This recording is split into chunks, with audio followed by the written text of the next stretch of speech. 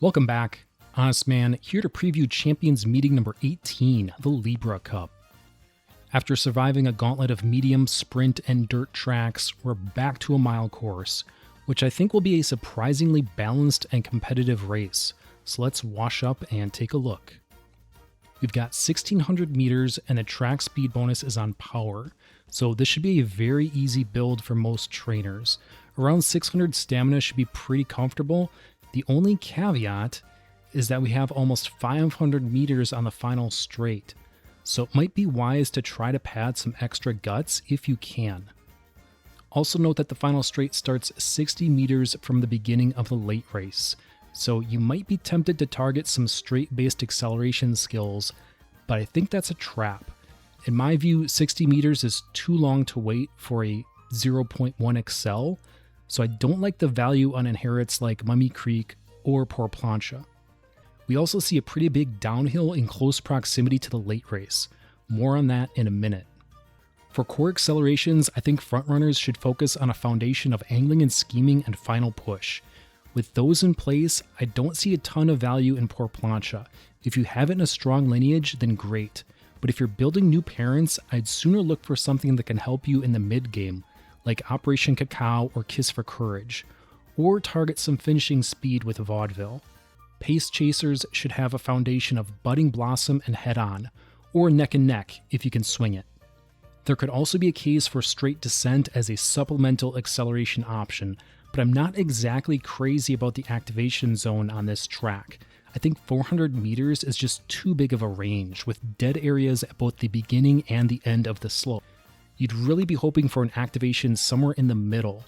That being said, it is a cheap skill, and there's definitely upside if it hits. So I think it's worth keeping on your radar. What it lacks in consistency, it perhaps makes up for in cost effectiveness. For backliners, a game changer is arriving in the form of Daichi Ruby Power, which is a source of flash forward. This is a 0.4 acceleration on sprint and mile tracks for everyone in 5th place or worse who has an overtake target in the late race. In other words, this is going to be mandatory for backliners on sprint and mile for the foreseeable future. The requirement for an overtake target means it's not completely foolproof, but it should prove very reliable. More likely than not, there will be a pace chaser or front runner who's missed their excel and is falling back as the backliners make their push. So late and end will want to build on a foundation of pump and flash forward. On top of that, I think late surgers should try to add slick surge, and end closers should look to add either spurt or trace and cheer. Those are on a 60 meter delay, but I think there's just enough value there in a 0.2 excel for them to make sense for an end closer.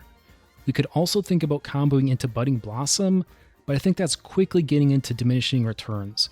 I'd try to have a total of 3 of these acceleration options, and then put the rest of your skill points into speed skills.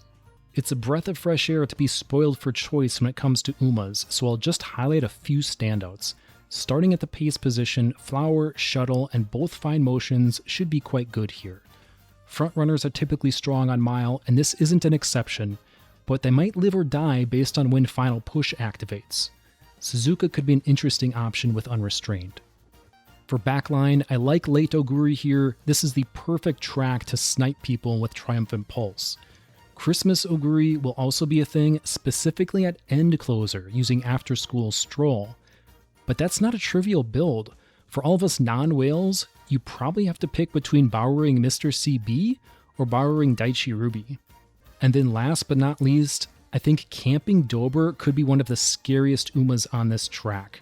Her unique gives her guaranteed speed carryover, she has Downhill Speedster for a chance at even more speed carryover, and her tools are just off the charts. Fall Runner, Unyielding Spirit, Dauntless, and Full Throttle. Oh, and she has the stat bonuses of a front runner with 20% speed and 10% wit. I think this will be the first CM where we'll really feel the results of the July balance changes, because there will be a healthy mix of diverse race styles interacting with each other, and I ultimately expect this to be the most competitive CM since the Japanese Derby. The final straight could be an equalizer, and every position has tools to fight for the podium. So, good luck on the track. Thank you all so much. Please like and subscribe. This has been Honestman, and I will see you next time.